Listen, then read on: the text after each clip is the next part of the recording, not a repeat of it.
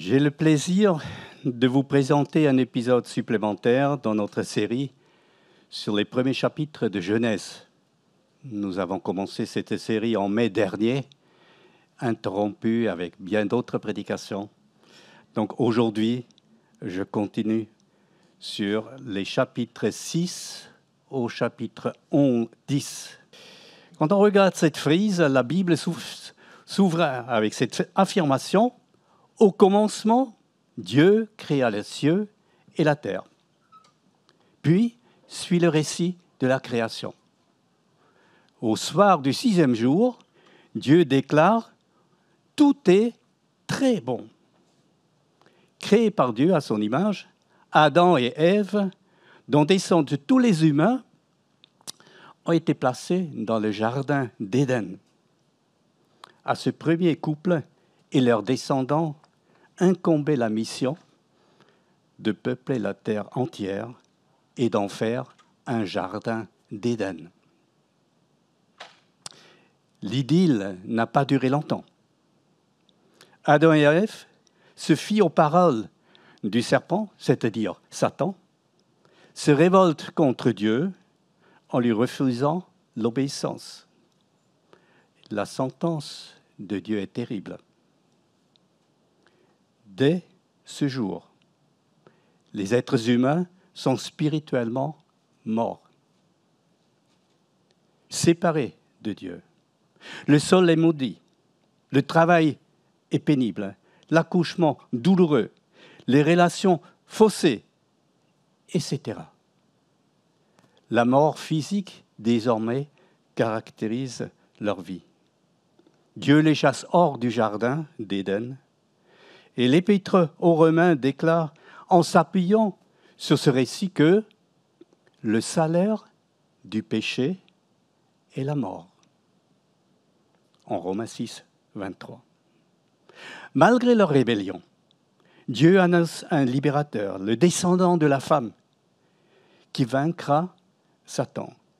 Tout au long de l'histoire biblique, ce libérateur, le Messie annoncé, est annoncé. En la personne de Jésus-Christ, le libérateur est entré dans ce monde. Revenons à notre frise. Déjà au 4e chapitre, la déchéance humaine se montre par le fratricide. Caïn assassine Abel. Et il refuse d'honorer Dieu. Puis d'autres suivent l'exemple. La généalogie du 5e chapitre est rythmée par le constat. Puis, il mourut. La mort s'est durablement installée. Nous voilà arrivés au chapitre 6, le texte du message de ce matin. Voici le programme qui nous attend. La première raison du déluge, la deuxième raison du déluge, l'annonce du déluge, jugement de Dieu, Dieu fait alliance avec Dieu, le déluge, le problème n'est pas résolu, et quelques réflexions, le saviez-vous? Nous allons donc le découvrir ensemble. Il va de soi que nous ne pourrons pas nous attarder sur chaque point. Je souhaite susciter en vous envie de découvrir ou de redécouvrir ces passages, que ces récits nous aident à obéir à l'ordre que Dieu nous adresse par l'apôtre Paul. Ne vous conformez pas au siècle présent, mais soyez transformés par le renouvellement de l'intelligence, afin que vous discerniez quelle est la volonté de Dieu, ce qui est bon, agréable et juste. Romains 12, 2.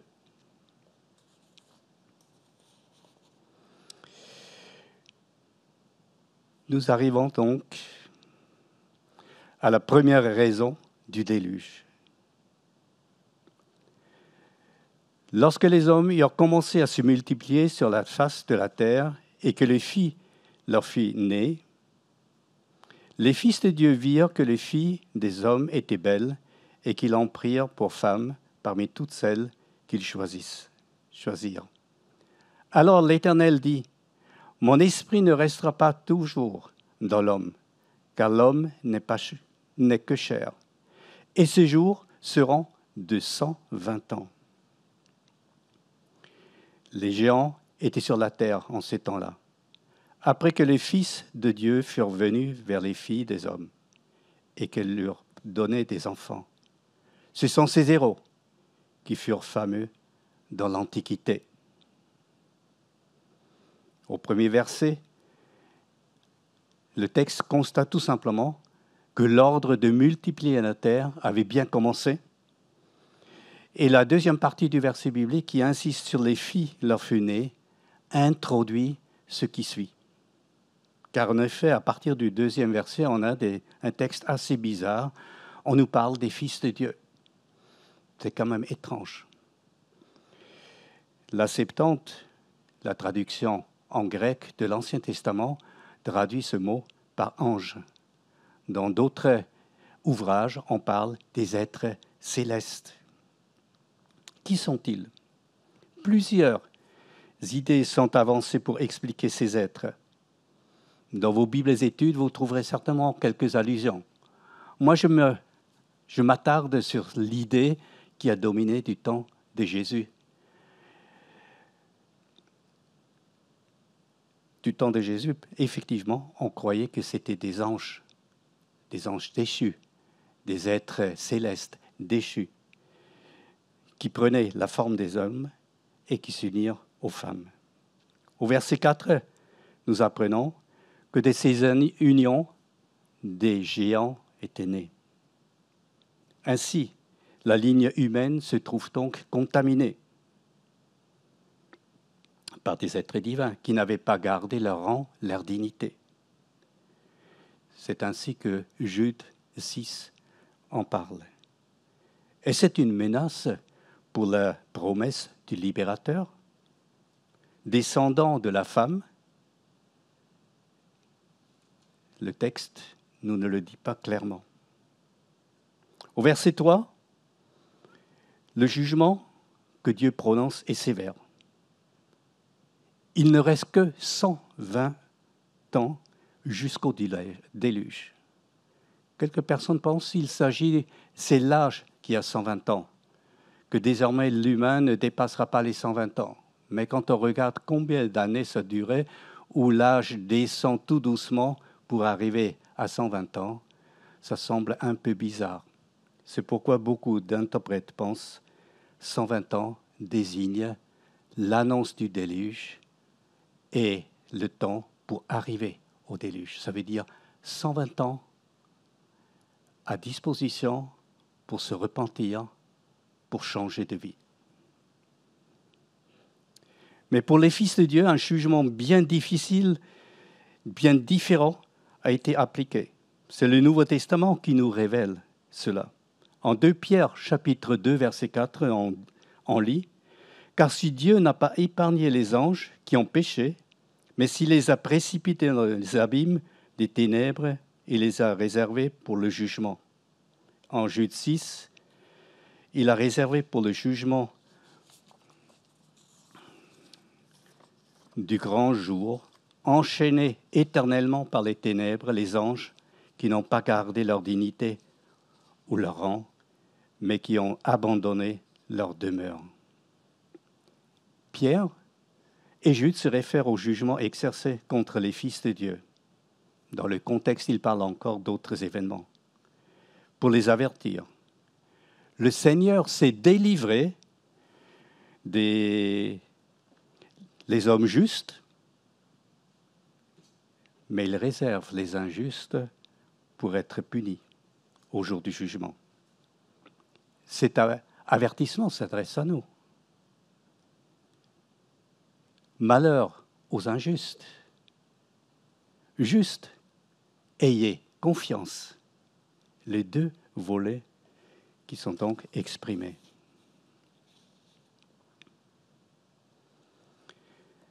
La deuxième raison du déluge. L'Éternel vit que la méchanceté des hommes était grande sur la terre et que toutes les pensées de leur cœur se portaient chaque jour uniquement vers le mal. verset 11, la terre était corrompue devant Dieu. La terre était pleine de violence. L'Éternel se repentit d'avoir fait l'homme sur la terre et il fut affligé dans son cœur.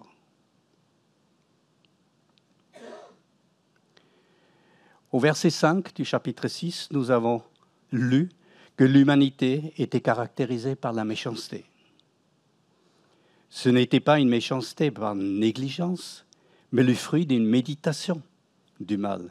Et cela, 24 heures sur 24 heures, 7 jours sur 7 jours. Au verset 11, Dieu constate que la terre était corrompue et pleine de violence. Que faut-il comprendre par corruption? Comment Moïse, l'auteur des 5 premiers livres de la Bible, parle-t-il de la corruption? À plusieurs reprises, Moïse parle de la corruption du peuple d'Israël. En premier lieu, c'est l'idolâtrie qui pose problème. Pensons aux veaux d'or ou alors aux différents idoles qu'ils ont adoptés assez rapidement. Après avoir vécu toute la délivrance d'Égypte, on est bien étonné. Les Juifs se sont révoltés contre Dieu. Un autre aspect de la corruption.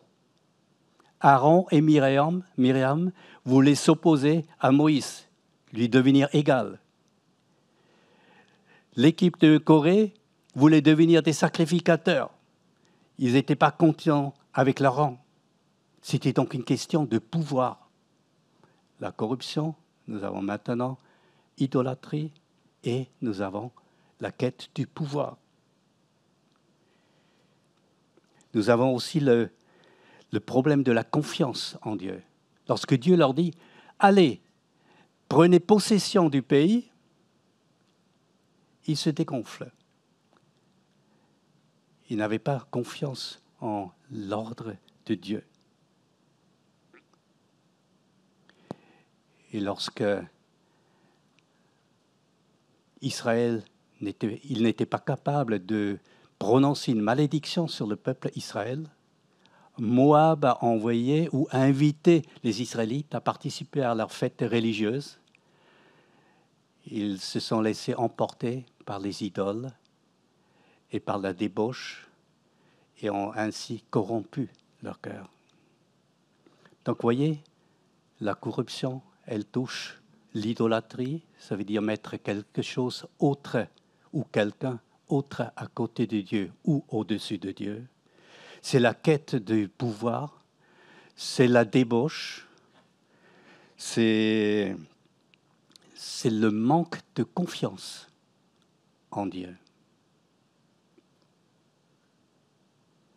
L'humanité du temps de Noé ne voulait pas de Dieu. Les humains se prenaient pour Dieu et n'entendaient nullement obéir au Créateur. Le premier chapitre aux Romains déclare que Dieu abandonne ceux qui ne le reconnaissent pas. Puisqu'ils ne veulent pas de Dieu, Dieu les exauce.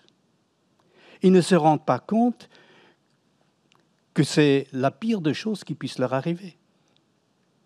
Livrés à eux-mêmes, ils marcheront dans les ténèbres et le prince des puissances mauvaises les maintient dans l'erreur. Dans l'Épître aux Romains, au chapitre 1er, versets 24 au 32, nous lisons le dérèglement qui suit à l'abandon par Dieu. À vrai dire, vous y trouverez une description qui ressemble à s'y méprendre à la société actuelle. Une société qui est fière de vivre selon ses propres valeurs, ouvertement opposée à la parole de Dieu. Qu'observez-vous? Est-ce une société plus heureuse, plus épanouie, plus solidaire, plus juste?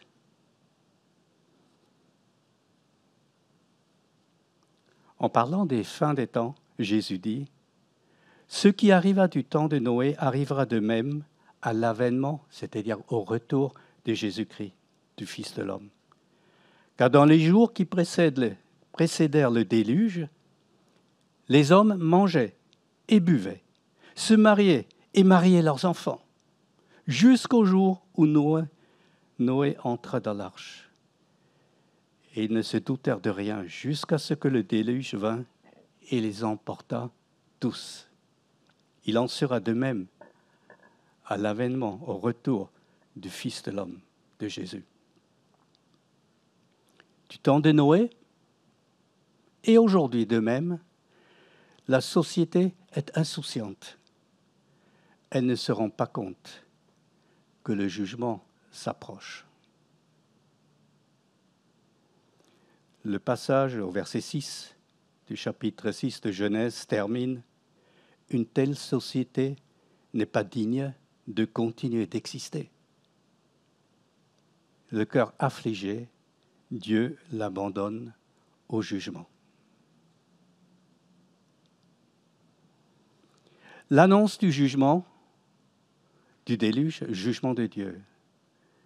Genèse chapitre 6, verset 7.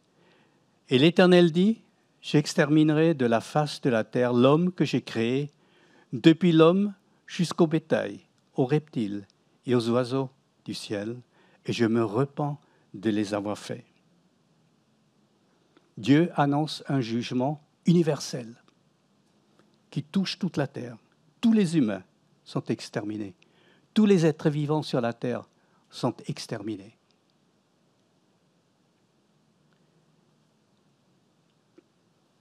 Alors Dieu dit à Noé, « La fin de toute chair est arrêtée par devers moi, car ils ont rempli la terre de violence. Voici, je vais les détruire avec la terre. » Ce jugement implique également la terre que Dieu avait déjà maudite suite à la chute de Adam et Ève. Bien que, en Occident, le déluge soit souvent réduit à une inondation locale, force est de constater que la parole de Dieu déclare sans ambiguïté « Le déluge s'étend à toute la terre ». Nous en reparlerons un peu plus loin.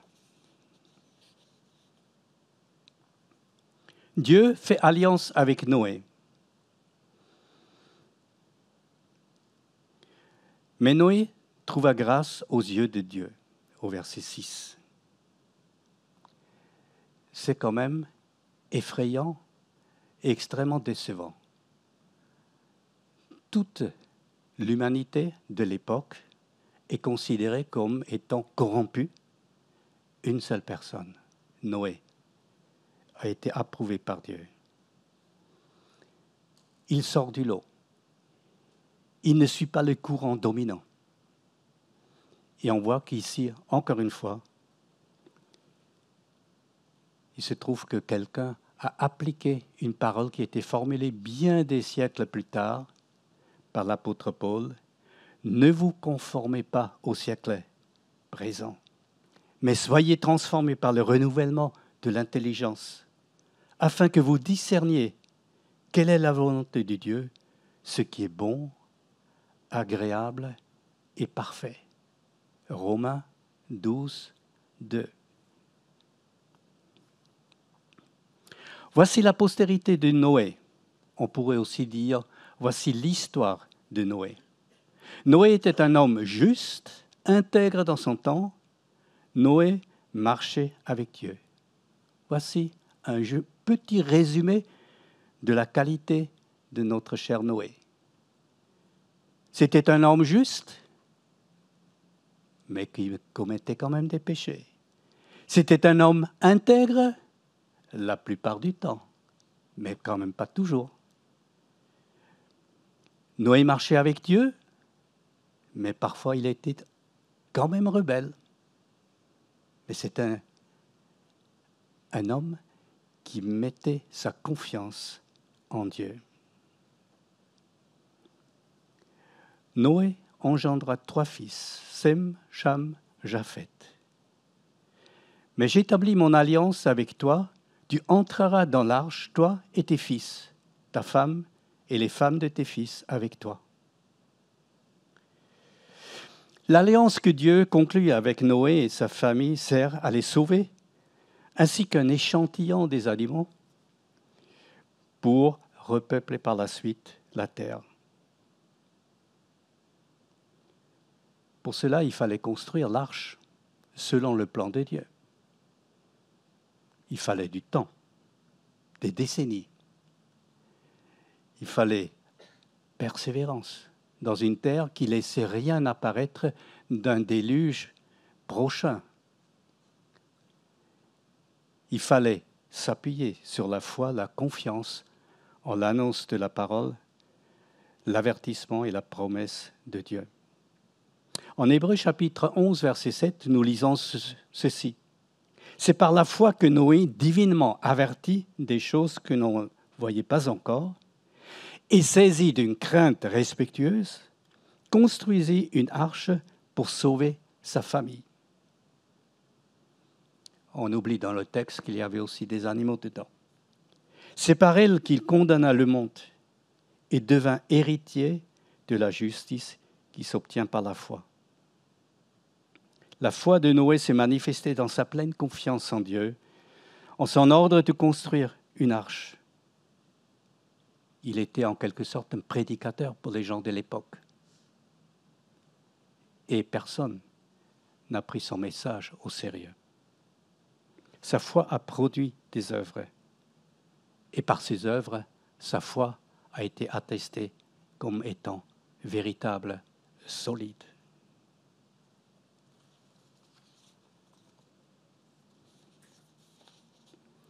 Le déluge. C'est un miracle qui se passe. Ce grand bateau est construit.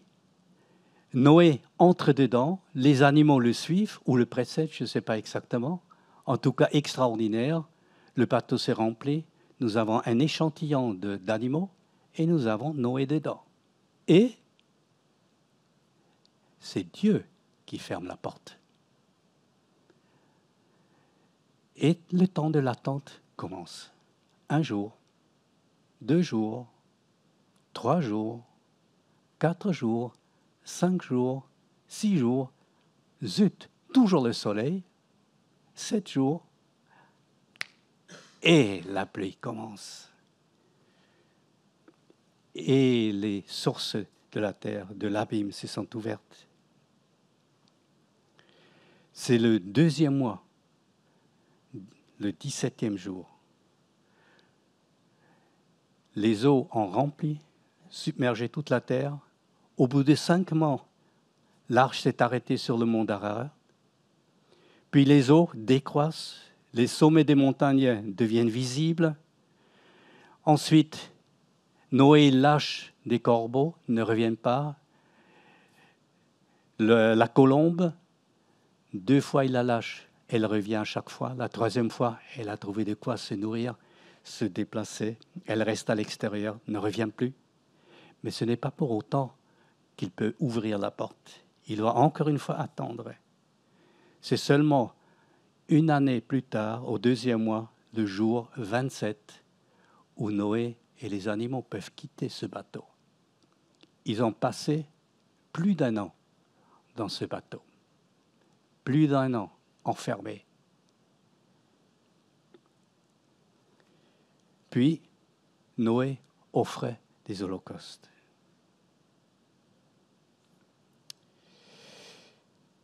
Non. Pardon. Plus d'1 an, donc, s'est écoulé. Ils sont maintenant enfin sortis. Mais comment faut-il s'imaginer tout cet événement?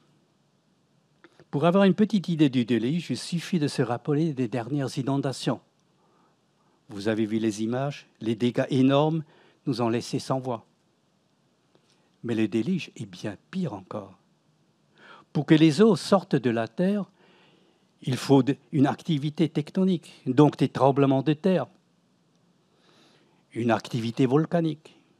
Les cendres projetées dans les hauteurs ont condensé l'eau et ont déclenché une pluie torrentielle. Il ne faut pas imaginer l'arche en tranquillement voguer sur l'eau. L'eau était profondément agitée, broyait tout sur son passage. L'eau était terriblement chargée par tous ces débris, par tous ces poussières de la terre. Alors toute la terre était recouverte de l'eau.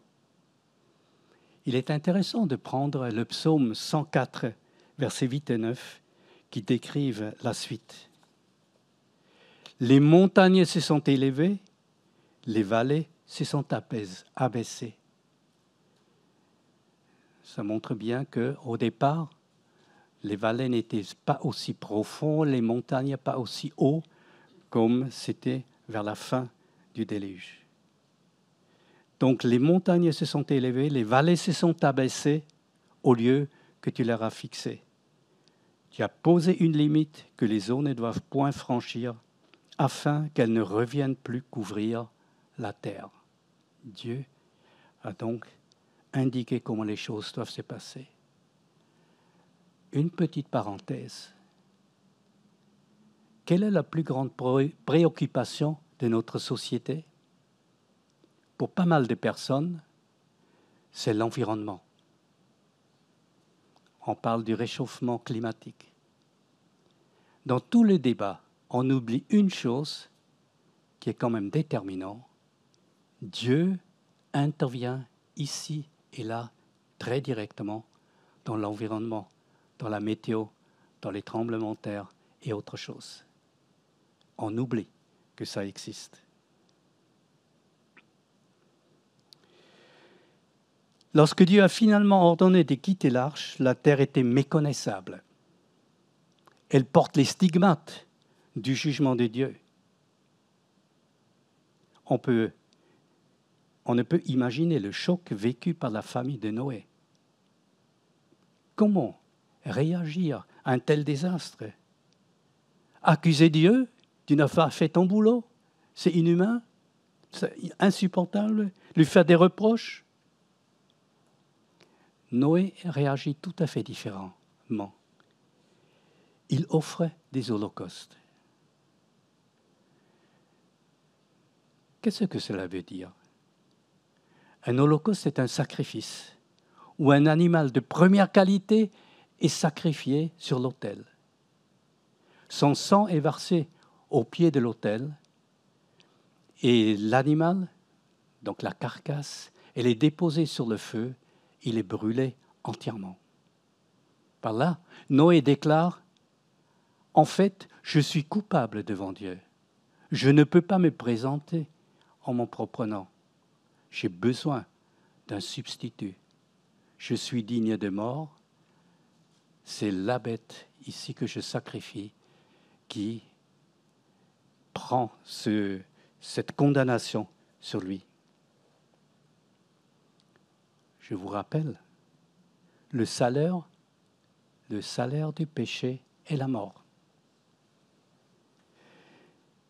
Ces holocaustes pointent vers le Nouveau Testament, où Jésus-Christ, l'unique homme sans péché, donne sa vie en portant nos péchés à la croix pour nous sauver de notre perdition et nous réconcilier avec Dieu. Dans l'Ancien Testament, celui qui offrait un animal mettait sa main sur l'animal, exprimant ainsi « je fais passer mes péchés sur l'animal ». Au Nouveau Testament, c'est par notre confiance en Jésus-Christ que nous pouvons profiter de ce pardon en Jésus-Christ. Humblement donc, Noé a cherché la présence de Dieu. La terre n'est plus la même, mais Dieu n'a pas changé. Et Noé continue de marcher avec Dieu, de vivre en homme juste et intègre. Le problème n'est pas résolu.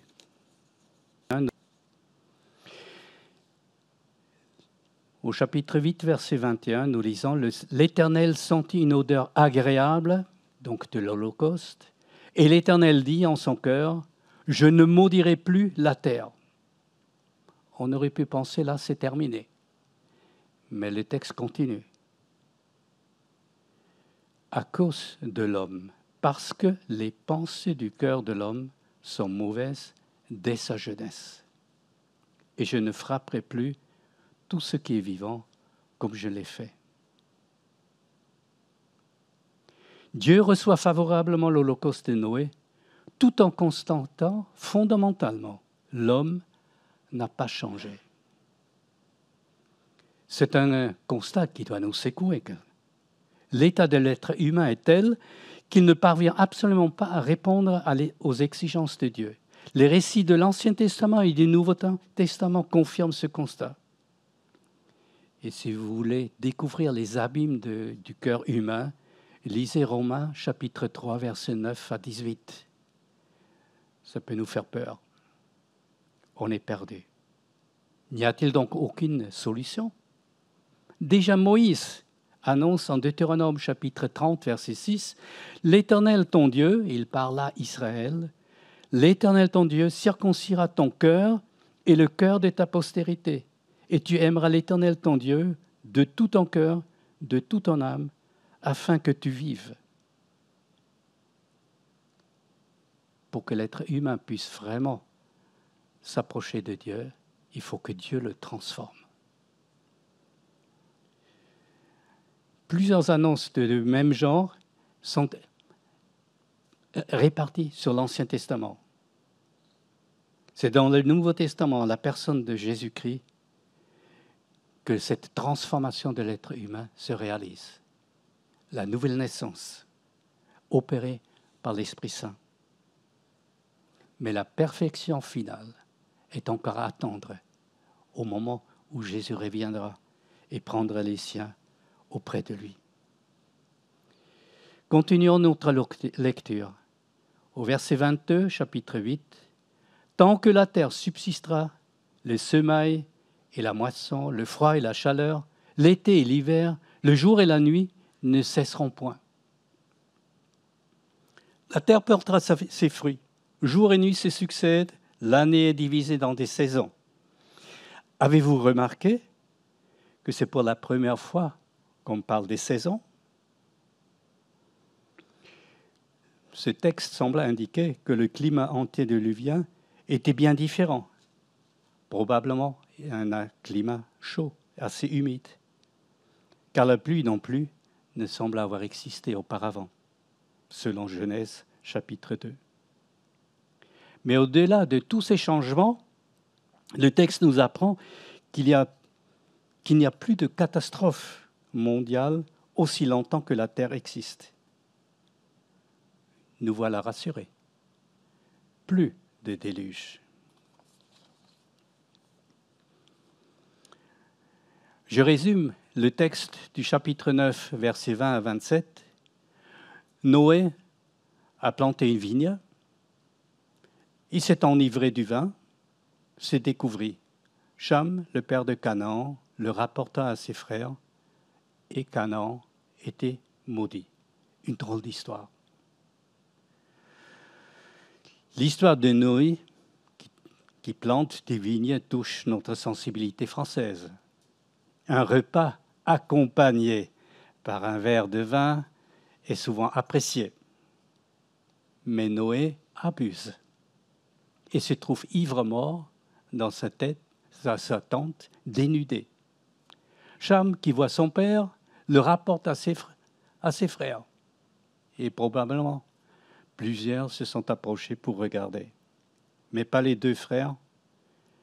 Ils ont reculé pour couvrir la nudité du père sans se régaler de sa déchéance. Lorsque Noé se rend compte de ce qui est arrivé, il prononce une malédiction au sujet de Canaan, le fils de Cham. Il sera l'esclave de ses frères. Je reste sur ma faim. J'aurais voulu bien des explications, mais pourquoi exactement c'est comme ça? Malheureusement, la Bible ne le précise pas. Canaan est le seul qui subit la malédiction plus sa descendance. Mais elle nous fait comprendre une chose, que des actes peuvent avoir un impact sur la descendance. Les deux frères qui ont respecté le père étaient bénis. le descendant du frère qui a déshonoré son père, a porté sa charge. N'oublions jamais, ce que nous faisons, ce que nous entreprenons, cela a un impact sur nous et sur notre famille, nos descendants, notre entourage. Nous arrivons maintenant au dernier point. Le saviez-vous? Juste quelques pépites. Soyez féconds, multipliez, remplissez la terre. C'est en chapitre 9, verset 1 et le verset 7. C'est extraordinaire. Ce texte reprend exactement l'ordre qui a été donné au 6e jour de la création. Remplissez la terre. Et cela s'est fait, parce que la généalogie du chapitre 10 nous montre bien que les peuples se sont étendus sur la terre. Il y a donc, malgré la discontinuité du déluge, une continuité. Deuxième point, tout ce qui se meut et tout qui a vie vous servira de nourriture. Je vous le donne comme de l'herbe. Mais le sang ne doit pas être consommé. Jusqu'ici, les animaux et les humains étaient herbivores. Désormais, Dieu leur donne tous les animaux comme nourriture, en plus des plantes. Être végétarien ou végétalien repose donc sur un choix personnel par lequel on se prive de ce que Dieu a donné aux humains. Ça change pour certains la vision. Si quelqu'un verse le sang de l'homme, par l'homme, son sang sera versé, car Dieu a fait l'homme à son image. C'est un os que je vous jette par ce verset, parce que, vu comme ça, on prône la peine de mort. Lorsqu'on ouvre le Nouveau Testament, ça devient plus compliqué. Et donc, entre les interprètes, il y a pas mal de débats. Comment faut-il comprendre maintenant ces textes? Une chose est claire. L'être humain a beaucoup de valeur aux yeux de Dieu. La vie est à protéger, depuis la conception jusqu'à la mort. Et tout doit être entrepris pour que cette vie ne soit pas en danger. Et celui qui est nuisible doit être mis hors d'état pour être un danger pour son entourage.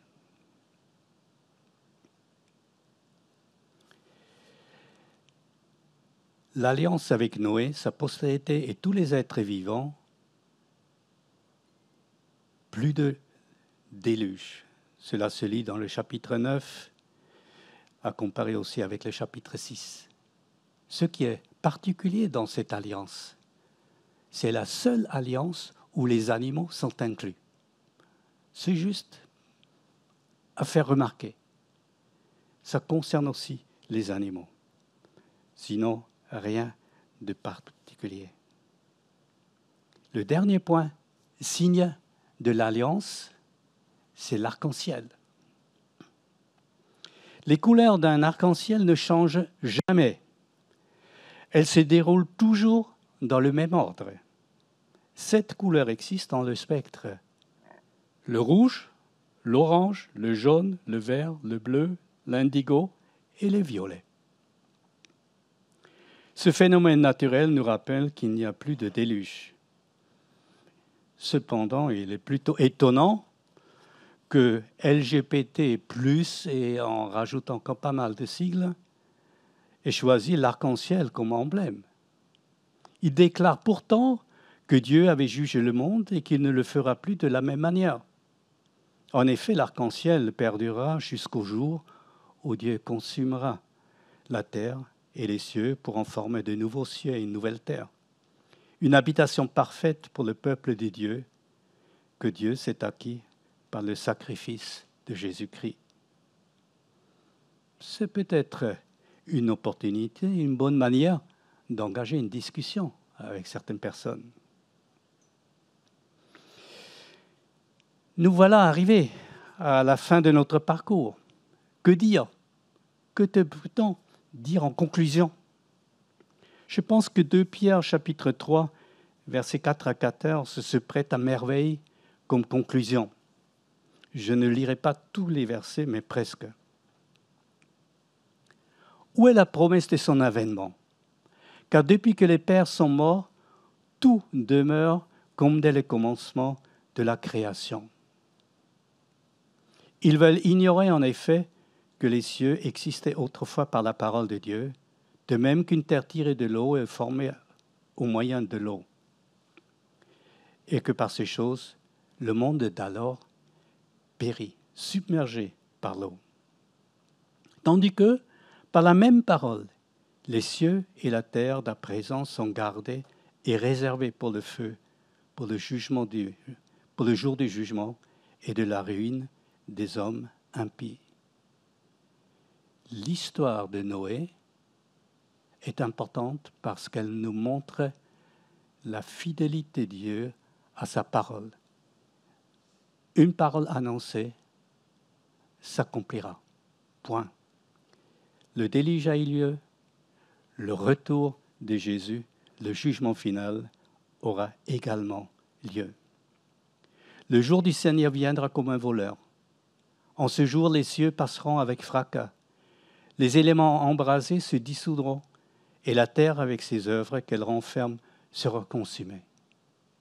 Le jour viendra comme un voleur. Ni les infidèles, ni les fidèles s'en rendront compte. Ils seront surpris. Ah, c'est déjà là. Je n'y voyais rien. Cela vous interpelle. Aujourd'hui, si vous entendez sa voix, n'endurcissez pas votre cœur. Croyez en Jésus-Christ. Puisque toutes ces choses doivent se dissoudre, qu'elles ne doivent pas être la sainteté de votre conduite et de votre piété. Tandis que vous attendez et hâtez l'avènement du jour de Dieu, à cause duquel les cieux enflammés se dissoudront et les éléments embrasés se fondront. Mais nous attendons, selon sa promesse, de nouveaux cieux et une nouvelle terre où la justice habitera. C'est pourquoi, bien-aimés, en attendant ces choses, appliquez-vous à être trouvés par lui sans tache et irrépréhensibles dans la paix, sous-entendu, que Dieu accorde. Cette histoire, ce jugement passé doit nous inciter à suivre le Christ sérieusement, fidèlement, pour la gloire de son nom. Que Dieu vous bénisse. Amen.